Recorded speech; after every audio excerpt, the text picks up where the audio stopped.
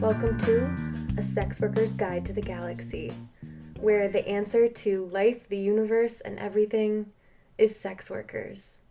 I'm your host, Parker Westwood. Today, I'm coming at you with a more niche podcast this week. We're talking to Chris Ballbelly about the world of belly-bloat fetish videos. This is admittedly something I knew nothing about. It's very similar to any other content creation. However, there are some stark differences. And it was just a very interesting thing to learn about. So I hope you enjoy this episode. We end up talking about, of course, the belly bloat fetish, some safety tips, and just like things to be concerned with around your body when being involved in this particular kind of fetish content. And then we also get to talk about sex work and autism and just kind of navigating the world as an autistic person who also happens to be a sex worker. So yeah, I hope you enjoyed the episode. I do want to put a trigger warning because we do talk about binging activity, not necessarily as an eating disorder, but as someone who has struggled with an eating disorder in the past. I just feel like this is it could be triggering to people. So I thought I would just throw that trigger warning out into the mix. Take that for what you will. Take care of yourself. Be compassionate with yourself. Yeah, I really care about your well-being. So throwing that out there. We're just going to get a little bit of podcast housekeeping out of the way. You can support this podcast on Patreon at patreon.com/sexygalaxypod. You can also support the podcast by rating it 5 stars and leaving a glowing review. I do read all the reviews, and I really love seeing what people have said. Y'all have said some nice things, so keep that rolling in. I love it. And good reviews do help get this podcast into more people's ears, so that's great. You can also follow us on Twitter at sexygalaxypod, or follow me on Instagram at parker.westwood.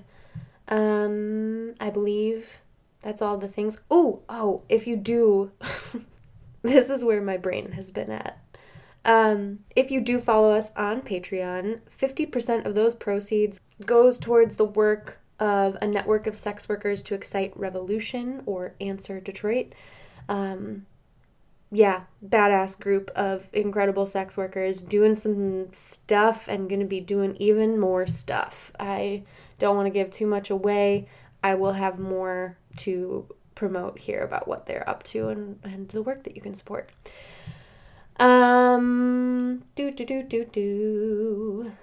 Oh, this podcast is sponsored by Companion Tax.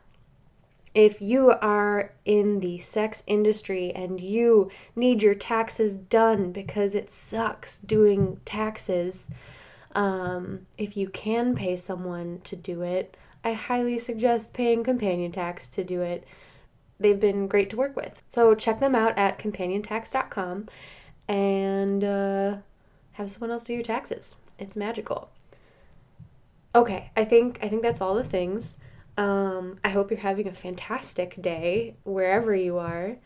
I don't know about all of you, but the like whiffs of spring that we've gotten, these like warmer days, and I don't know where all y'all are. Some of you are in Australia, which means you're having very different weather than what I'm having, but here in the Midwest of the United States, we've been getting these little whiffs of spring, which, despite the state of the rest of the world, has given me just a little bit of hope. It could also be the antidepressants working, but it's both. Well, it's both and, you know? So I'm just really grateful for that today, because I needed a little bit of hope that the world will become alive again. Yes. So without further ado, we're going to jump into this interview with Chris Ballbelly. All right, everyone, I am here with Chris Ballbelly. Thanks for being here, Chris. Lovely to be here. Happy to be on. Absolutely. So happy to have you here. So, would you mind? I normally have guests introduce themselves with their name, their pronouns, their location, if you care to share, and what kind of sex work you do. All right, so name is Chris. I go under the name Chris Ballbelly in my professional work. I am a model belly bloater on PornHub and trying to get on OnlyFans if they'll work with the pictures I'm trying to send them. Good Lord. I am based in Huntsville, Alabama, the Rocket City, and I'm more specifically in more the belly bloat fetish. That's kind of the primary thing that I do in sex work and kind of what I've always done in my time in the field. And it's online content only, or do you do some in-person work as well? No, it is entirely online. Cool. And how did you get started in sex work, or how did you find your niche here? Well, it's kind of funny. It's a little more humble and benign than what I think most people would find themselves getting into sex work, because I saw people do it on YouTube way back in the day. I'm like talking 2008, 2009, when I just by chance decided to look up. I don't remember specifically why I looked up specifically. It's been quite some time. Right. But I searched up along the lines of belly bloat, or yeah, I think it's just like belly bloat something. I saw the videos and I saw what people doing, and I wanted to do it myself. So when I moved to London in 2010, I got a laptop for Christmas that year, because I actually arrived at Heathrow Airport Christmas Day 2010, which is funny. And I used the camera on that to record myself drinking a 2-liter bottle of Coca-Cola. Now, keep in mind, I was pretty young at this point. I was 14 when I uploaded my first video to YouTube. And I did this in a pretty loose-fitting pair of boxer briefs. Yeah. And I kind of would consider that to my start doing it. At the time, I really didn't consider myself to be kind of a sex worker. It was kind of more like a thing that I wanted to do. Never thought that would turn into what I'm doing today, to be honest. Was it sexual when you were like 14 and you like did the 2-liter bottle? Was it like a sexual thing, or was it just something you were like, oh, I could do that? Like, yeah, definitely. Like I had a bit of a sexual attraction to the whole thing. For the first 4 or 5 years, I would frequently get very aroused while doing the video. And I would be wearing all sorts of kinds of underwear, thongs, everything, the kind of stuff while doing the videos. So it was always been kind of a sexual thing to me. In fact, back in when I lived in Utah, because I'm originally Utah native, I moved all over the place. Wow, yeah, I'm a well-traveled man. In the couch that we had in the living room in this house had a bunch of catalogs in it, and it was open to me. Like it was catalogs of clothing. I would kind of open up the catalog and then point at certain parts of the bodies of the models in the photos. So I've always had a bit of a kind of a sexual attraction to this kind of thing. It's never been kind of something that, oh, here's something I like to do, let's just do it. There's a definite meaning behind it. Yeah. I was thinking that because of the like 14 years old was like when I started to acknowledge and play with my fetishes and things. So I was like, oh, that's like right around that age range where it kicks in. Is it mostly men doing belly bloat videos, or is this like, what are the what's the word I'm looking for? Oh, it's there. I can feel it on the tip of my tongue. What are the like what's the breakdown? I can't think of the word, but like men, women, like what does it look like as far as the belly bloat community goes? Well, because belly bloating is a fetish and kind of an erotic kind of thing, it focuses on a pretty large portion of the body.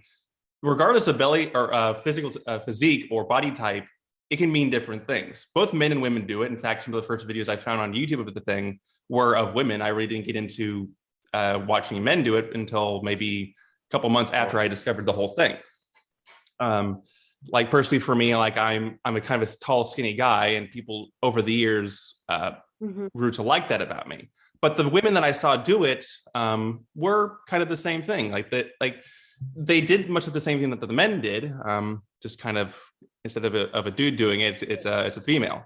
I personally found that a full belly for a man is more rigid in terms of shape than a female. I think females get more of a can't believe I'm using this word, more of a curve.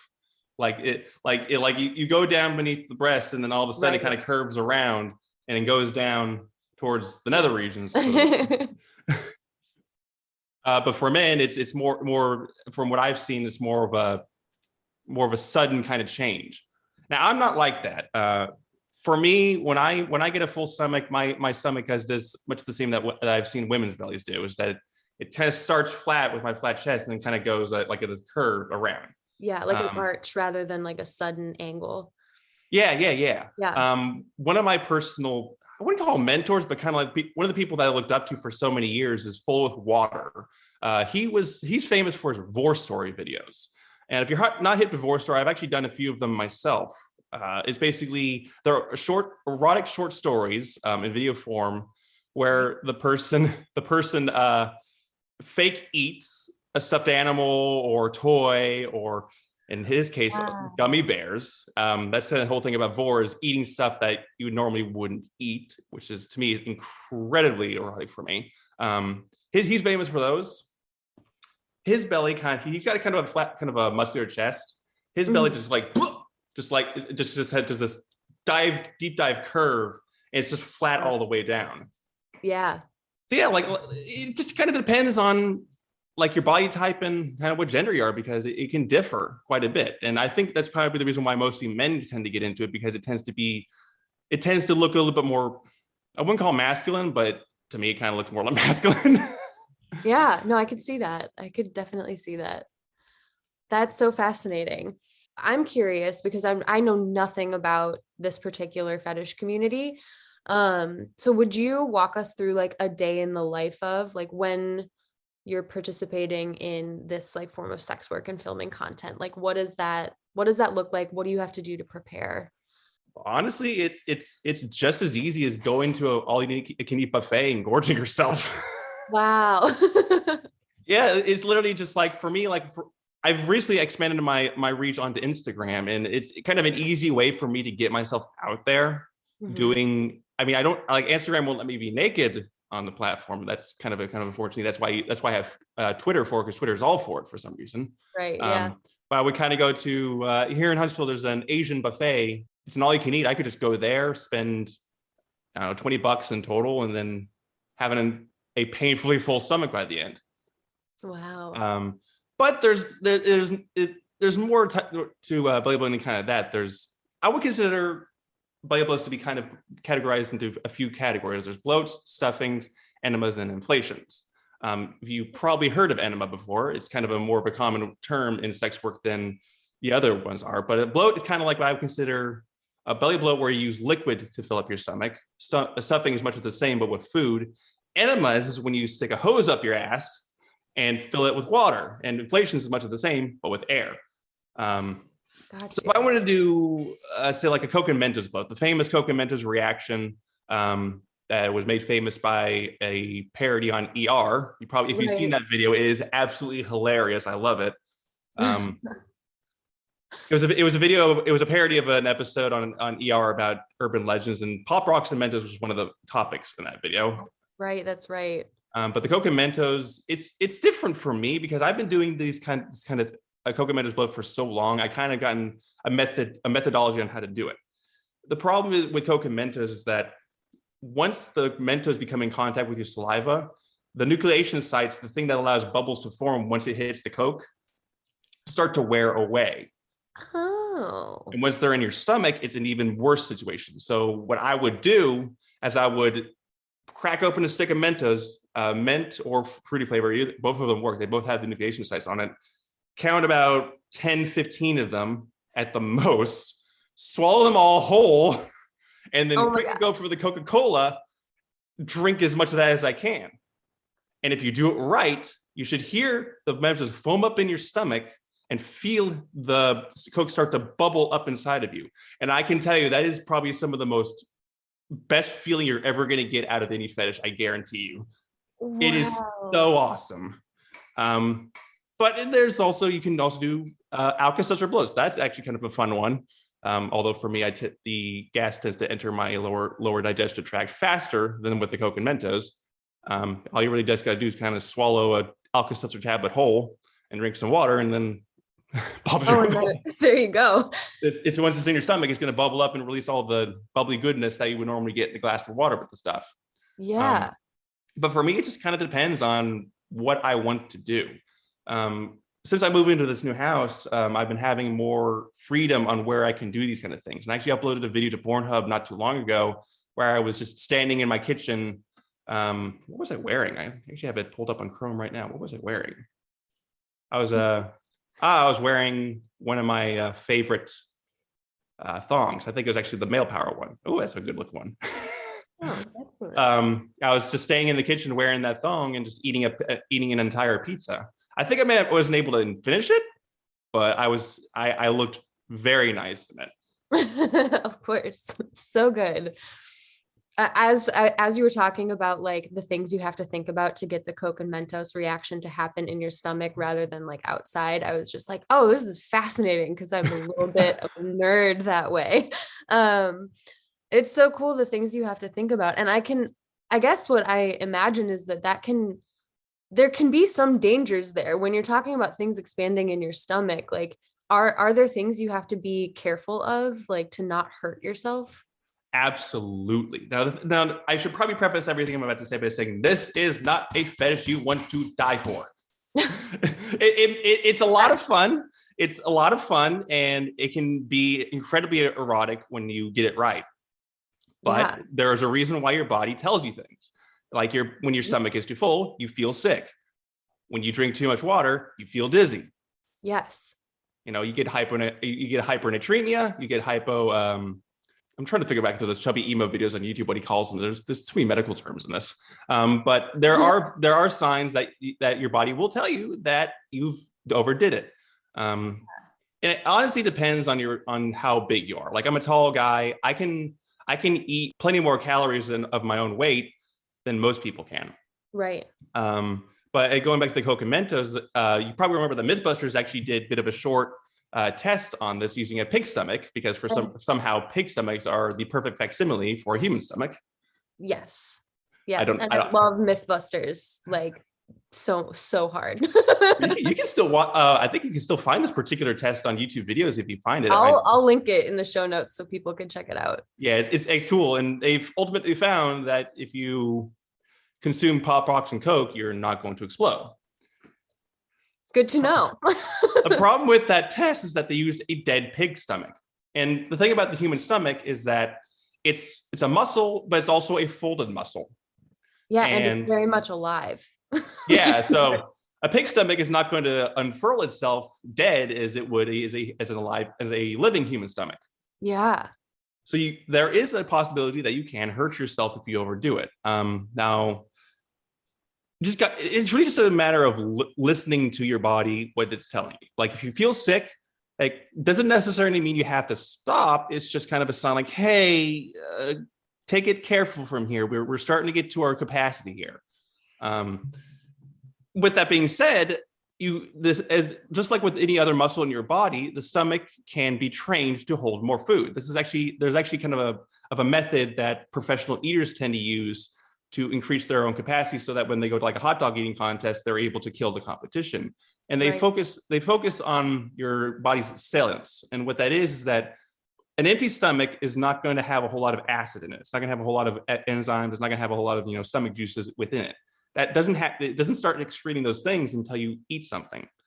But there is a delay. There is a buffer period before that starts. So what these professional eaters are going to do is that they're going to try to eat foods that are low in fats, acidic foods, or foods high in sugar, to train themselves and try to consume as much of it as possible before salience kicks in. Because once salience kicks in and your stomach starts producing all of these acids and enzymes that begins the process of digesting, it's already to the point where the brain is aware of how full the stomach is, and it starts to give you those signals that says, hey, we're starting to get full here, slow down. Oh, so you're trying to listen to your body, but you're also trying to like trick your brain to be able to push yourself to a limit. Yeah, because like when you stretch your stomach beyond its limits, when it comes back stronger once it retracts, just like any other muscle in the body. Interesting. Yeah. Not a whole lot of people know about this because it's not something that they would normally think of, but it works. When I first started doing this whole thing, I could barely finish a liter of fizzy water. But after doing it Yeah. for doing it for so long, like I've been able to eat 2,000 calories in one sitting. Like there's a Pizza Hut just down the street from me. I'm a regular customer there. They know exactly what I want every single time. There are times I'm just mindlessly eating the damn thing, and it's like a large tastemaker. I'm done with about 3/4 of it, maybe in like 10, 15 minutes, because I just mindlessly eat it. Now, should you mindlessly go out and mindlessly eat a bunch of food? Well, it's more complicated than that. It's just, for me, like ADHD is like, I'm going to watch TV and then I forget that I'm eating the food. Oh yeah. 15 minutes pass and half of it's in my stomach. Yeah. But yeah, the moral of the story is just listen to your body. Your body's going to know better than you will. You may think psychologically that you're fine, but you don't know what your stomach's going to know. There's a reason there are receptors. Right. And just like any other skill, sport, like muscle group that you might want to train, you have to train your stomach to be able to handle that. And once the more your stomach is able to contain more food and stretch further, the further more food it will take beyond that to trigger a nauseating effect. Wow. Because basically those receptors aren't going to start activating until you stretch it out to a certain point. Right. Wow, that's so fascinating. I knew the stomach was a very flexible muscle. Like it stretches and is all of that, but I never thought about like training it. And what's really funny is that this is not the first time that like professional food eating has come up this week in my life for whatever reason. So that's just interesting to me. So you've been doing content like this for over 10 years, correct? Yeah, I uploaded my first video in January 2011. Wow. I was just in London for maybe about a month or two before I uploaded this. That's amazing. What would you, I guess I'm curious, like, what would you want your younger self just starting out in this, or like someone just starting out in this, to know now that you've been in it for 10 years? Honestly, know your limits. You're not going to be able to consume an entire large pizza all at once in the space of 15 minutes right on your first try. It takes time. Again, train those stomach is a muscle. You got to train it. Literally Muhammad Ali did not become the world's greatest boxer just on his first day. So your stomach is not going to be the world's greatest food holder on your first day. It's like, know your limits, but know that the limits are not finite. Right. Absolutely. I was just curious, how do you think most of your viewers are men or women, or do you know? Well, thankfully, YouTube has metrics for this. Heyo, we love metrics.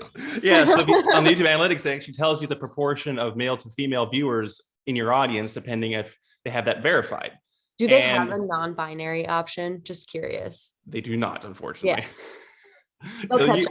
Yeah, YouTube is probably not gonna do that anytime soon. Unfortunately, that's kind of one of the reasons why I left it.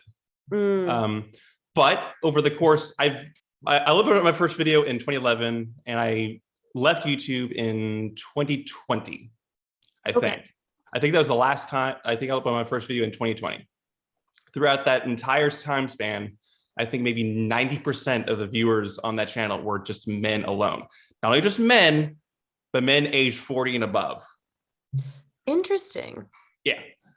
So clearly there is kind of a generational divide as to who enjoys kind of the content that I do, but that's on that's their prerogative. I'm not going to knock them for liking what they like. It's like if they want to see a boy bloat his stomach in a pair of underwear, then that's what they want to do. I'm not going to knock them for that. In fact, I welcome it. Yeah. Yeah, I mean, you were creating that content, so of course. I'm putting it out in the public, so I don't really get to control who watches it. Right, exactly. Yeah. Wild. Okay, I was just so curious, like what the viewership looks like for these videos. My suspicion was that it was like more men, but I didn't want to make assumptions. This is definitely a male dominated kind of field. The vast majority of, not necessarily professional belly bloaters, especially on Pornhub, but the vast majority of the people that I've seen are men. Oh, there are belly bloaters. Yeah, they go across the spectrum, both men and women. Yeah. Little Miss Belly is probably one of the most notable examples. She can consume quite a hefty amount of food. I can tell you one thing. Wow. Little Miss Belly. And she's one of the oldest players in this field. I don't think she does anything anymore. But if you look around, you may be able to find some of her old videos, especially on YouTube, because they might still be up. Okay, I'm going to pivot the conversation a little bit here. Go for it. When we were talking, we had a phone call. Listeners, I'll admit, we had a phone call to talk about this episode beforehand. You shared with me that you are on the autism spectrum. Indeed, I am. And I was curious, like, if sex work has been a better fit for you, like being autistic, and if you don't mind sharing, like, when you found out you were autistic, and like just kind of sharing a little of that. Well, a very defining characteristic of Asperger's syndrome for me specifically is very narrow interests. And the Wikipedia article on Asperger's syndrome actually describes this kind of dichotomy quite well, where they have a picture of a boy stacking cans. And to a normal person, that may seem rather weird. What's the point of just randomly stacking cans? But you got to remember, this boy is autistic. Right. This is an interest to him. You know, he likes to stack cans, so he's going to do it. Yeah. For me, going back to when I described that house in Utah, those photos of the models in underwear and whatnot in those catalogs was a particular interest to me, because I would get done eating at the table, I would go pull out a catalog and start pointing out their bellies in the catalogs. And I think that's probably that aspect of special interests is probably what contributed towards my general interest in belly bloating as a whole. Maybe not necessarily as my entry into sex work entirely is the source of it. It's definitely more psychological and biological, I think, in my opinion. Yeah. But it definitely did have an effect on me, because once I moved over to Colorado, which is actually the second place I lived, when I lived there, I actually had this set of PJs that were based on Spider-Man, and they were a little more tighter fitting than most PJs kids my age would have at the time. Mm-hmm. And what I would do is I would grab a bottle of fizzy water, as this was still a time when my parents stocked that stuff because it was cheaper than soda altogether. I would take it with the door open, mind you, go to my room and start drinking it while also running my finger down my stomach to see how full it was. Wow. Once I realized this is something I need to be doing privately, I moved to doing it in my closet. Mm. And now this whole thing was starting to happen once I got my, excuse me, good Lord. Once I'm drinking a can of Mountain Lightning right now because I need the caffeine. Yes. Caffeine helps with interviews. Well, that might may have addiction to it. Just don't tell anyone. Well, same. I feel you. But I would go into my closet, strip down completely naked, and put a blanket over my belly and start drinking Coca-Cola or Sprite or whatever we had on hand.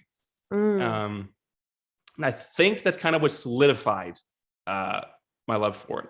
And it was also the same time when all of this was happening that I was starting to get treatment for my Asperger's. Now, the thing about Asperger's is that it's a common co-diagnosis with ADHD. It's not too uncommon for someone to get them both at the same time or sometime short time apart. Oh. So, and what doctors will typically do is prescribe you stimulant medication, usually in the forms of either methylphenidate, also known as Ritalin, or amphetamine. You can find like Adderall and Vyvanse and those kind of things. Yeah. I started on methylphenidate. I actually used a ton of different varieties of it. We kept trying different things, and none of them seemed to be working. A stimulant is going to work in a stimulant, depending on what it is. Ritalin and amphetamine work in two different ways. I'm not going to get into too many details because Right. there's a Well, lot of there's a lot of complex of neurochemistry going on behind it. But basically, we found that methylphenidate did not work as well as Adderall did. But the thing about Adderall that methylphenidate does not seem to have is an increases libido. Oh.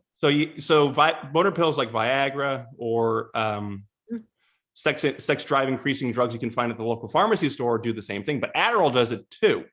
So while I was taking these drugs, specifically basic Adderall, I was having more of a sex drive way before I was supposed to.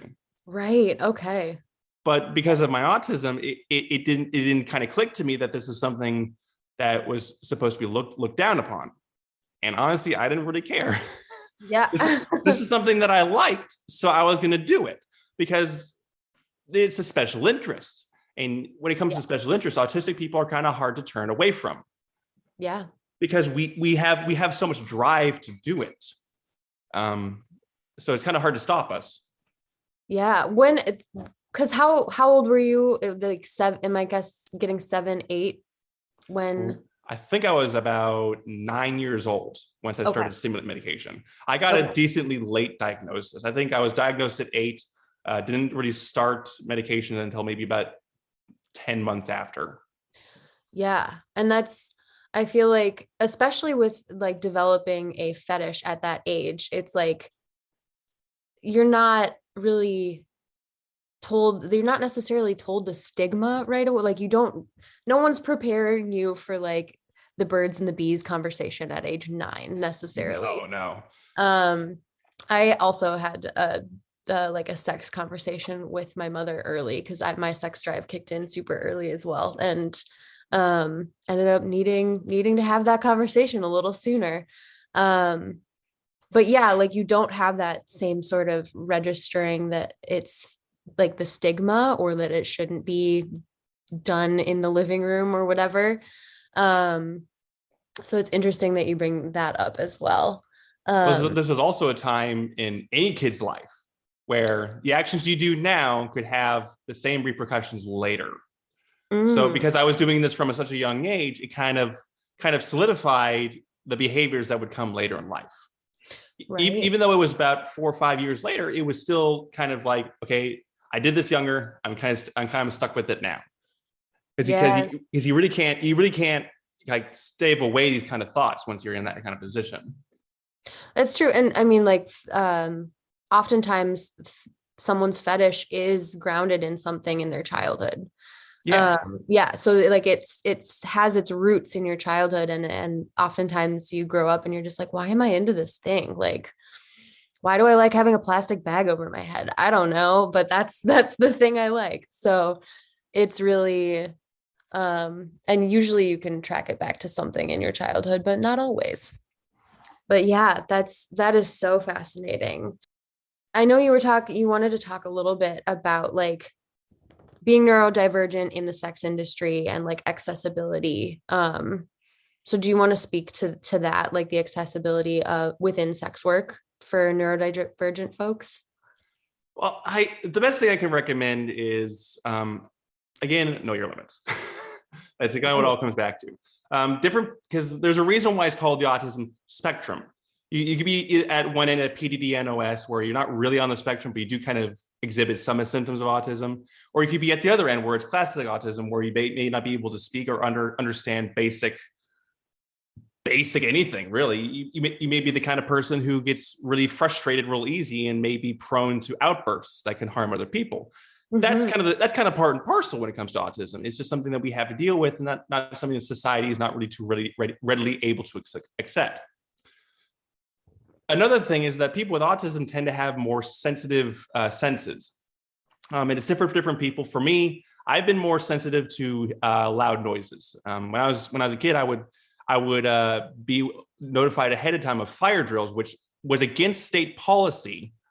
But because I was so sensitive to the loud noises the fire alarms make, I would have to be brought away to a different location while it was going on. Wow, yeah. Because of the IED program in New Jersey at the time, which is the third place I lived, certainly not the last. I was able to get that approved by the State Board of Education. It wasn't like the Roxbury Township Board of Education. The state made that decision. Yeah. Because it is definitely against state policy for that. But some people with autism may be sensitive to smells. They might be sensitive to light. They might be sensitive to touch, which is something particularly problematic in sex work, because you may be doing that kind of thing where touching is part of the job. It's kind of in the job description. Yeah. Some people may be sensitive to that. And honestly, it's kind of not necessarily a matter of working through it. It's finding coping. Like for me, I would that the way I would cope with fire drills is I would be brought off site to another building, which for some reason would still get me when those fire alarms would go off. Oh, wow. Yeah, like at the building, Lincoln Roosevelt Elementary, there's a building completely related to the school across the street. It's kind of an office. I'd be right there. When the fire alarms go off, they still get me. Like I would be scared when they go off, and I was a solid 100 feet from the school. So when you're being neurodivergent in sex work, just know where your limits are, and make sure you have your sense of consenting before anything happens. Make sure you let people know, like, hey, I might be sensitive to this. And make sure that they are understanding that if you touch them in a certain way, they may feel extremely uncomfortable and agitated to the point where they could very realistically have an outburst. Again, it is kind of part and parcel. It's just like, for me, like, I don't have a whole lot of sensitivity to touch. I might have a kind of a relatively low pain tolerance, because like if I get a cut on my finger from a paper cut, I tend to wallow in pain for a couple minutes. So that's kind of a thing for me. But most of the people, it just kind of depends on where you land on the spectrum. Honestly, for sex work, I would find between Asperger's and PDD-NOS is kind of the place you kind of want to land for kind of the best of both worlds. Because you may have that kind of that little trait of Asperger's, that maybe intelligence trait, but you may not have the sensitivity that it may come with. Yeah. Well, I mean, you certainly seem to have found a niche that works for you, which is really great. And I love seeing that.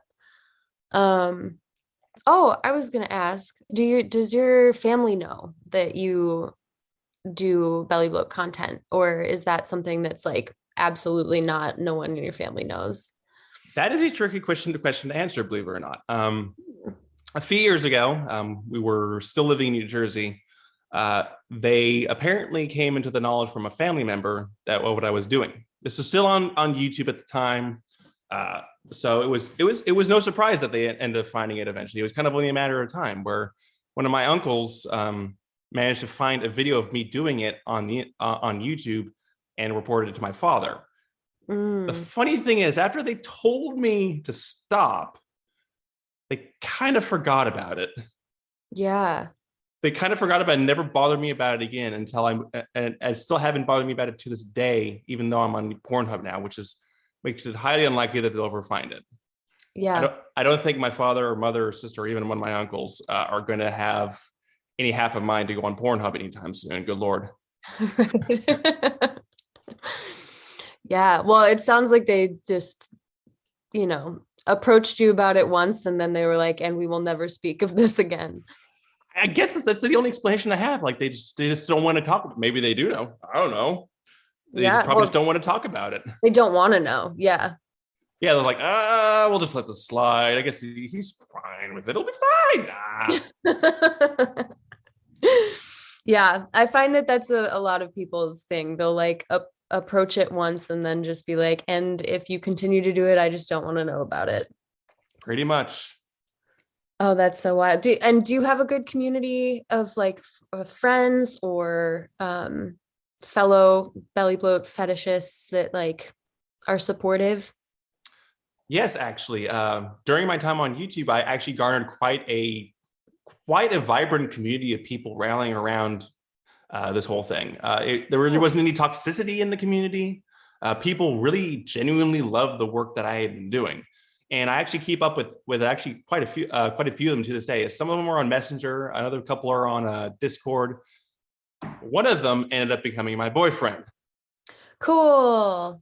And we're trying to get a plan going for going to Camp Crucible in Aberdeen, Maryland this summer.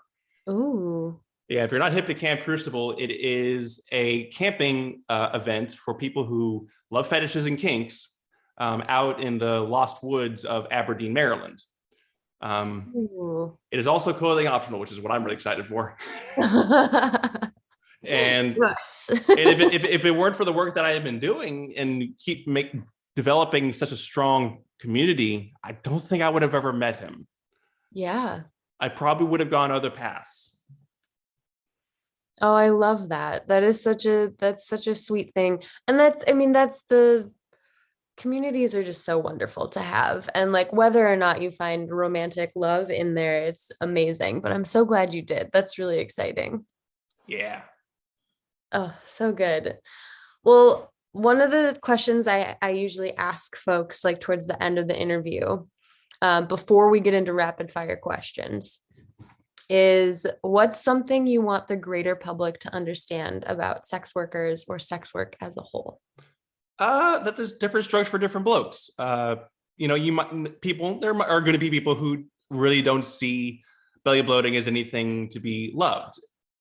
And I like to go back to a comment that Jeremy Clarkson made on Top Gear one time, where a guy who drives a Toyota Corolla, a car that is really unremarkable, nothing really to write home about apart from, value and reliability, is not going to look at a Porsche 911 Carrera GT the same way that a guy who drives that car would.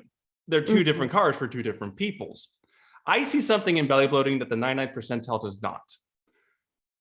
So it's just understanding that, some people there are tastes in sex work as there are tastes with movies. There are tons of people who love Marvel, but I'm the guy who rallies behind DC Comics. Yeah. It's just my personal taste. And the same thing can be applied to sex work as well.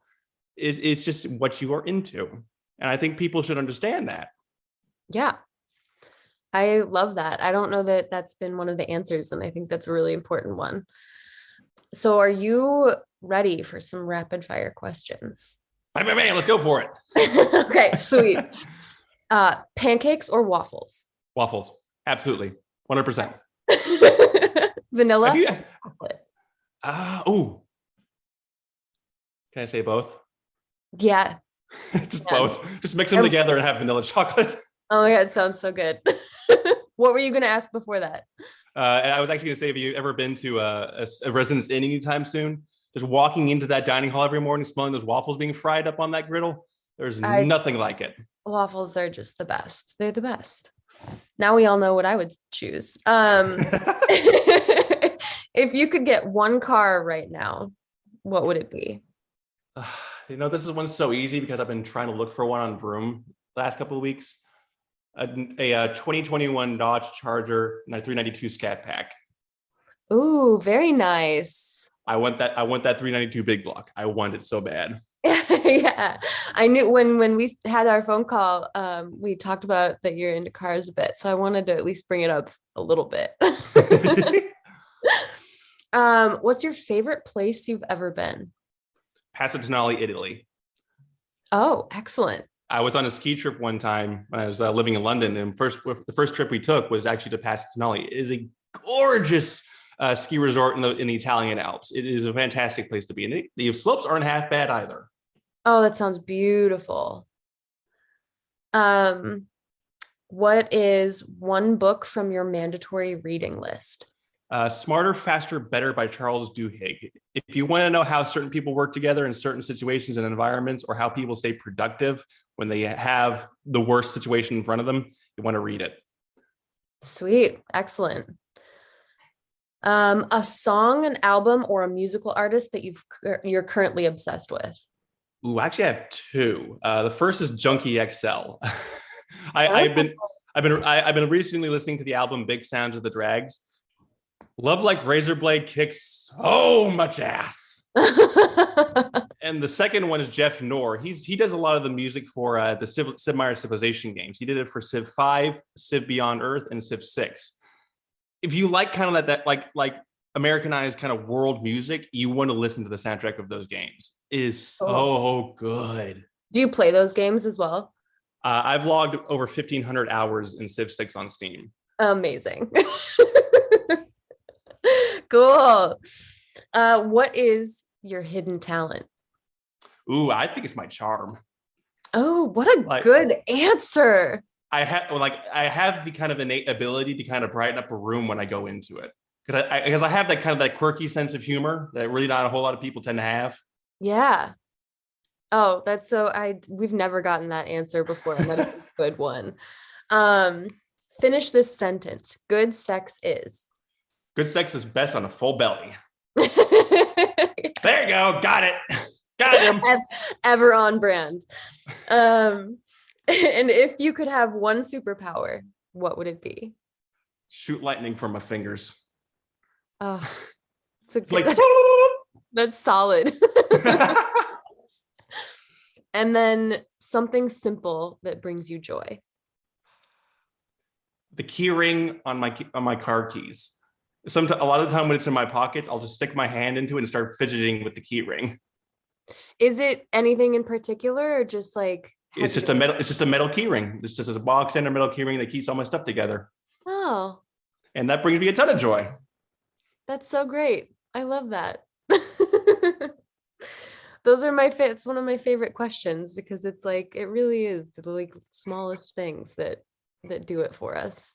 Well, it's just a matter, like, for autistic people, not to go into too much of a tangent, fidgeting, also known as stimming, is something that they do to bring them some sort of comfort. They usually do it in response to an emotional change. So they'll kind of fidget with something that's to kind of bring them back to a more level state. Yeah. And I'm no different. That's so great. The key ring. Well, cool. That brings us to the end of rapid fire questions. So thank you so much for being on the show. This was an absolute pleasure. You have such a great energy. Again, that's the charm of me. It's the charm. So let's say goodbye to the listeners. Goodbye, listeners. Goodbye. Hope to see you again. No? One of us had to do a voice. And that was my interview with Chris Ballbelly.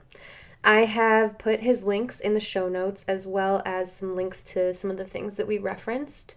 As always, I try to have robust show notes so that y'all can find the things that we talked about. So check those out. Sometimes there's hidden gems in there. Yeah, I don't know about you, but I learned a lot. I walked in completely blind. I think for this one, I really tried not to do any research, because I wanted to come in kind of as dumb as possible to this topic, and like not be afraid to ask the stupid questions. There are no stupid questions, but I don't know. So if you were ever in my inbox, I think you'd beg to differ. There are some stupid questions, especially when there's a website that provides information. I'm just saying, you know who you are. Or maybe you don't. I actually bet you don't know who you are. So I just want to say I appreciate everyone who reads my website before they try to book. It's really helpful. Shows initiative. Okay, space fact. We got to do space fact. Okay, so this time, the space fact, I'm just gonna, God, you guys, my ADHD is just running rampant these days. So I'm just gonna give you a little insight into what happened as I was trying to figure out what our space fact should be this time. And I was like, I was looking up space facts for kids, and then it said that there are 8 planets in our solar system, and it didn't name Pluto. And I remember that Pluto was canceled as a planet. It was demoted, whatever happened. And I was like, God, I wonder what Pluto did to get canceled.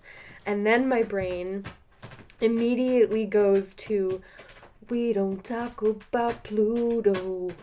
No, we don't talk about Pluto. I haven't even seen this fucking movie. It's just out there in social media, and that is what my brain did.